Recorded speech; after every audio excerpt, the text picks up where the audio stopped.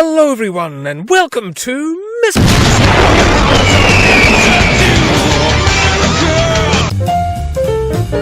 This is North America, and here's the United States. Now let's go, shall we? Gigantic in size, stunning in beauty, rich in resources. The lands that today comprise the US were first inhabited by peoples migrating out of Siberia. These were the ancestors of all Native Americans and their manifold languages and cultures. Many tribes lived as hunter-gatherers, but others developed more advanced societies. The largest settlements that made up the Mississippian culture perhaps housed up to 20,000 people. They displayed skilled craftsmanship in multiple materials, but also practiced human sacrifice. The Puebloans are famous for their architecture, cliff dwellings like this and that built around the year 1200. What happened to end the Puebloan heyday is unknown. Meanwhile, the culture of Hohokam devised a clever system of canals for irrigation to grow maize, beans, etc. What happened to them? Again, not known. Maybe war, maybe environmental fluctuations, maybe a giant bison that shot laser beams out of its horns. Anyway, 1492, the year that changed everything. 3 ships from Spain set sail across the Atlantic Ocean in search of India and instead discovered the Americas. The voyage was led by Christopher Columbus, who landed in the Caribbean and labeled the natives Indians. Explorer Juan Ponce de Leon landed on the shores of a region he named Florida, and it was here in 1565 that the Spanish founded the first permanent European settlement of the North American mainland. More followed as Spaniards explored vast stretches of the continent. Here's Hernando de Soto, who journeyed and fought his way to the Mississippi River. Now, of course, the rest of Western Europe eyed Spain's glittering acquisitions with envious expressions and sought to seek their fortunes in the Americas as well. The French, British, and Dutch all began pecking about the landmass, eager to glean some pecuniary fruitfulness from its immense territories before others beat them to it. But while money was a major motivation, it wasn't the only one. Western Europe in those days was, for the most part, a dangerous place for people professing a non-state-approved religion. The Pilgrims and Puritans were persecuted in England and looked to the New World for freedom to worship according to their convictions. In 1620, a bunch of pilgrims set sail on a ship called the Mayflower, heading for the English colony of Virginia, but instead landing in Massachusetts. Before alighting, they signed a compact, without the approval of the king, in which they agreed to enact just and equal laws and govern their colony under elected representatives. A rare thing in an undemocratic world. Some years later, the Puritans arrived, thousands of them, and they set up their own colony, which proved to be very economically successful. English settlements spread further and cities were built, and there were sometimes friendly relations with the natives and sometimes all-out war. The Second and Third Anglo-Dutch Wars ended with the English gaining the colony of New Netherland, including its settlement of New Amsterdam, which was renamed New York. Meanwhile, the French, establishing themselves in Canada, were venturing south and claiming everything they saw for Louis XIV and his wig, and named it Louisiana, and the Spanish claimed lots of land too. But the English sections were the most developed and populated, and there ended up being 13 of them. Virginia was first with its abundant tobacco plantations, then Massachusetts with its port city of Boston and hatred of witches, then New Hampshire with its timber and fishing industries, Maryland, founded as a refuge for English Catholics, Connecticut with its groundbreaking constitution, Rhode Island with its progressive laws, Delaware, contested and multi-ethnic, North and South Carolina with their rural economies, New York, the richly mercantile, New Jersey, agricultural and bifurcated, Pennsylvania, a Quaker-founded holy experiment with its key city of Philadelphia, and finally Georgia, meant as a buffer against Spanish Florida and for settlement by debtors given a second chance. These 13 colonies all came to be subject to the British Crown, and also, I believe, to the person wearing the crown. Unfortunately, the wealth-seeking colonists began doing what the Spanish and Portuguese had long been doing in the Americas, importing African slaves to work for them. A whole system was in place where African leaders captured other Africans to sell to Europeans for guns and other goods, who shipped them to the Americas to toil on plantations for products to sell to Europe for money. The slave population was more prominent in the South, where most plantations were. Now, this map here shows how things stood around the year 1750. British here, French here, Spanish here. But now the British wanted to be here. The good fertile land of Ohio was calling out. Not literally. And the British pushed on in, and the French were unhappy. And what do you think war? British Americans versus French Canadians, each with tribes of natives supporting them. The first battle was a victory for a young man named George Washington. The war ended with the Americans triumphant and much land was gained. But there was resentment in the 13 colonies. Britain had long irked them with its restrictive demands, but colonists began to be peeved at having to pay taxes to Britain whilst not being represented in Britain's parliament. Doesn't sound very fair, does it? The colonies certainly didn't think so, and they started saying so. But running colonies is very expensive and complicated, and when Britain passed further acts that asserted its dominance and increased taxation, the colonies were far from pleased. Tensions spilled into violence. Britain against colonists, colonists against Britain, and the British stubbornly refused to budge, and the colonists rebelled, and Britain hit back, and what do you think? War is what happened. The American War of Independence. At Lexington and Concord, the Americans scored an early victory. Soon after, the 13 colonies agreed to unite. They formed the Continental Army and appointed George Washington its commander. Fierce battles, daring maneuvers, frost-bitten encampments, and thundering sieges. Meanwhile, a young delegate to Congress named Thomas Jefferson wrote the draft of what would become known as the Declaration of Independence. It was ratified on the 4th of July, 1776, signed by all 56 delegates, today known as the Founding Fathers. Influenced by their revolutionary ideas of the Age of Enlightenment, these statesmen, philosophers, scientists, lawyers, and businessmen would go on to craft the most astoundingly original nation in history. The Declaration famously stated, "We hold these truths to be self-evident, that all men are created equal." Self-evident? Not to the rest of the world with its kings, sultans, emperors, and caste systems, that they are endowed by their Creator with certain unalienable rights, that among these are life, liberty, and the pursuit of happiness, that to secure these rights, governments are instituted among men, deriving their just powers from the consent of the governed, that whenever any form of government becomes destructive of these ends, it is the right of the people to alter or to abolish it, and to institute new government. This was to be a country run by the actual people, and not some guy with a golden hat. The Americans stormed to victory at Saratoga and, with their French allies, at Yorktown, where Britain's Cornwallis surrendered to General Washington. Thus, the United States of America was born. In 1787, the Constitution was composed, which structured the government with the specific aim of making sure no future tyrant would take total control. Power was split into 3 branches, and things were so ordered that each kept the other in check, and also did not infringe upon the individual rights of the different states. Later amendments were added, the first one restricting the government from interfering with free speech or freedom of religious worship. The second gave citizens the right to bear arms to resist any potential oppression. Bear arms? What about bare legs?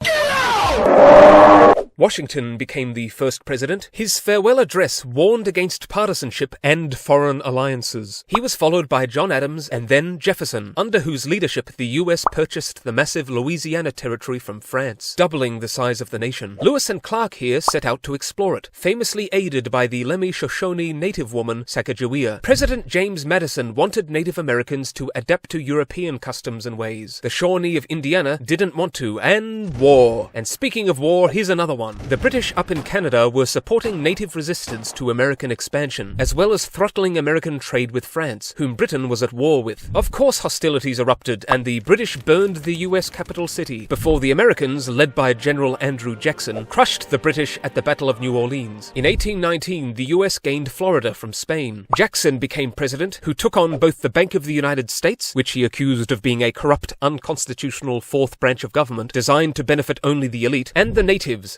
60,000 of whom were pushed out of the way west of the Mississippi in what's called the Trail of Tears. Now, the declining Spanish Empire had since lost control of these lands to Mexico, including a chunk called Texas. Anglo-Americans had begun entering and settling in it, and soon outnumbered the few Mexicans residing there. After the ensuing Texan Revolution, in which the Anglos, who suffered a slaughter at the Alamo, but later scored a resounding victory under Sam Houston, Texas became its own nation, joining the US 10 years later. Under James K. Polk, the US expanded even more after defeating Mexico in this war and conquering the Southwest and also gaining the territory of Oregon. And for a good while, the US had been rapidly industrializing, railways, factories, especially in the Northeast, but was still torn over the institution of slavery. Since the Revolution, slavery had incrementally died out in the northern states, but was still deeply embedded in the South, and it was a very divisive, contentious issue. Since the 1600s, Christian denominations such as the Quakers had called for ending slavery, and over the years, the abolition abolitionist movement gained increased influence from the writings and activism of reformers such as William Lloyd Garrison, Frederick Douglass, and Harriet Beecher Stowe. Others took more direct action, like Harriet Tubman, involved in the underground network to rescue slaves from the South, and John Brown, who waged violent war upon slave owners. While slavery had been normal in most of the world for most of history, it really had no place in a country that declared itself a champion of freedom and humanity and its rights and dignity. Problem was, it was entrenched in the economies of the southern states, and those states insisted upon their right to maintain the institution. Tensions increased, and when the lanky, self-taught lawyer from Kentucky, Abraham Lincoln, who was staunchly anti-slavery, won the presidential election in 1860, southern states broke away to form their own country, the Confederate States of America, as opposed to the Union. The Confederacy captured Fort Sumter from the north, and it was war. Civil War. A bloody, hard-fought contest in which over 600,000 people died, and which ended with victory for the Union and the Confederacy's collapse and slavery abolished. On the battlefield of Gettysburg, Lincoln delivered a famous speech that ended, "These dead shall not have died in vain. This nation, under God, shall have a new birth of freedom, and government of the people, by the people, for the people, shall not perish from the earth." Reconstruction followed, a messy, troublesome era wherein frightened Democrats in the South tinkered with legislation to prevent African Americans from voting. Meanwhile, amidst the call of "Go West, young man," Americans were settling in significant numbers into regions where the W on the compass pointed. This was the age of the Old West, the Wild West, from the gold rush of California to the land rush of Oklahoma, from cowboy cattle drives from Texas to Kansas to wars with Native Americans, the age of gunslingers, Dodge City and Tombstone, Arizona, of Wyatt Earp, Jesse James, Billy the Kid, Annie Oakley, Buffalo Bill, and Calamity Jane. The age of Apache warrior Geronimo, Sitting Bull of the Lakota who defeated General Custer at the Battle of Little Bighorn, and the Mormons settling at Salt Lake City, Utah. America was growing big and strong on beef and earth and coal and oil and steel. Industry skyrocketed and ushered in the Gilded Age, a time of unprecedented economic growth and wealthy business magnates and tycoons such as John D. Rockefeller, J.P. Morgan, Andrew Carnegie, and Mr. Vanderbilt. The US became the wealthiest of all nations and the envy of the world, and much of the world was eager to partake of its success. Immigration boomed. Millions arrived. Italians, Poles, Jews, Greeks, and Russians, who joined the Irish, Germans, and Scandinavians who had preceded them, and who beheld the Statue of Liberty in New York Harbor like the hopeful harbinger of a better life. And the US continued to expand, purchasing Alaska from Russia, and, after defeating Spain in this war, taking possession of Puerto Rico. America also took the Polynesian Pacific islands of Hawaii, and the US was helping to lead the way in technological progress, from the Wright brothers inventing the airplane, and Henry Ford revolutionizing the automobile industry, to George Washington Carver's innovations in agricultural science. This age of action and robustness was embodied in the presidency of Theodore Roosevelt. He pushed his Square Deal reforms, the conservation of nature and wildlife reserves, and oversaw the construction of the Panama Canal. Under Woodrow Wilson, big things happened. The establishment of the Federal Reserve Central Banking System, the American entrance into World War I, and income tax. I didn't say they were all good things. Then there was the Great Migration, wherein African Americans began to flee discrimination in the South to seek out new lives in the big cities elsewhere. Women gained the right to vote, and the ensuing decade, called the Roaring Twenties, saw prosperity surge. Art Deco skyscrapers, flappers, and jazz. Not so roaring was the president, Calvin Coolidge, who was famed for being very quiet and reserved. In fact, when the writer Dorothy Parker was told that Coolidge had died, she responded, "How can they tell?" But it was easy to tell when the good times died. The stock market crashed in 1929, leading to the Great Depression, an epoch of economic hardship that affected the whole world. Unemployment, homelessness, ruin. Even nature chipped in to add to the misery. In 1933, the new president, Franklin D. Roosevelt, unveiled his solution, the New Deal, the government-swelling reforms aiming to patch and spruce things up, and, while times were hard, the economy began to slowly heal. Meanwhile, World War II, Germany, Japan, and Italy against everyone. The United States was like, "Oh man, not again.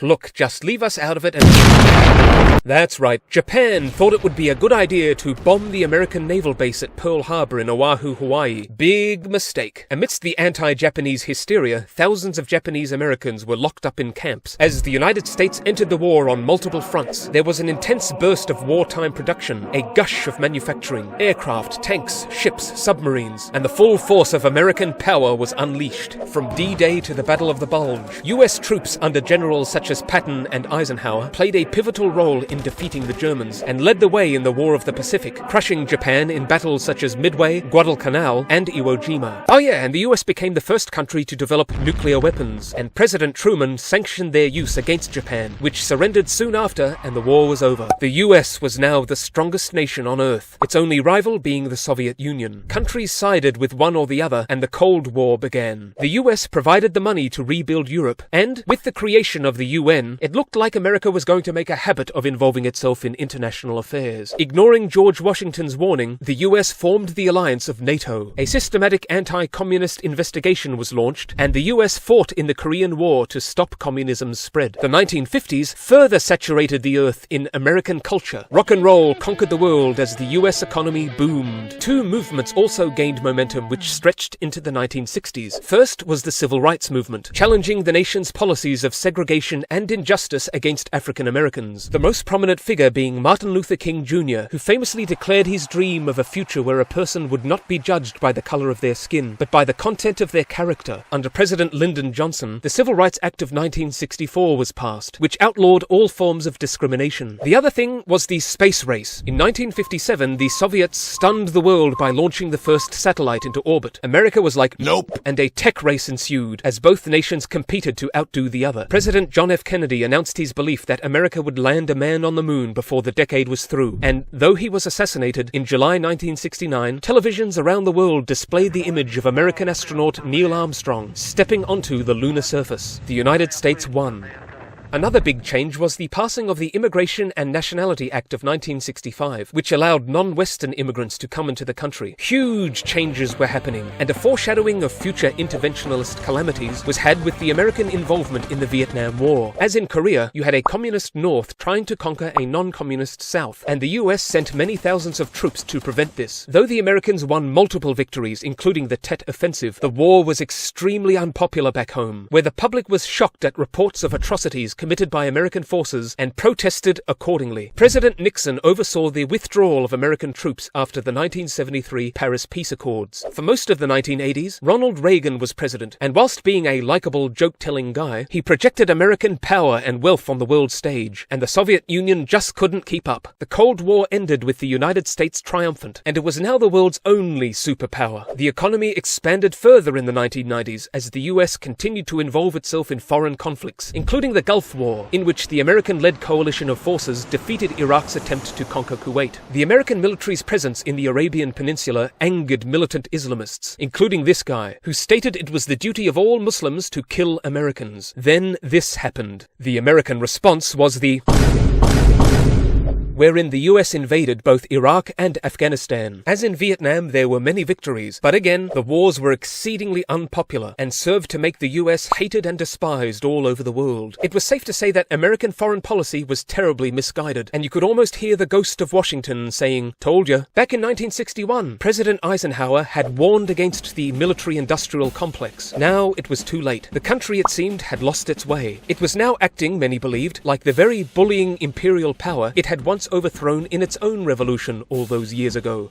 The US weathered its way through the Great Recession, and in 2011, Navy SEALs killed that guy, and in the ensuing years, America continued to dominate and dictate the pace and popular culture of the world. But the nation was becoming more and more bitterly balkanized, ideologically divided to a worrisome extent, extremely pessimistic and optimistic. So what's going to happen? I'll tell you. I'm not sure. Anyway, the USA is today the richest and most powerful nation in the world, with a very high level of human development, and featuring everything from a Grand Canyon to a mustard museum. And for all its flaws and sins which it loudly broadcasts and bemoans, the United States has given the world so much good and so many exceptional and brilliant contributions to every field imaginable, from art to literature to science and more science, to sport and more sport, to cinema and more cinema, to music and more music, entertainment and more entertainment, architecture and scrumptious foods. It's the country with the most Nobel Prize winners by far, and the country with the most Olympic gold medalists by far. And there is undeniably something extraordinary about this place. But what awaits the US of A? Comment below, but for now, bye-bye!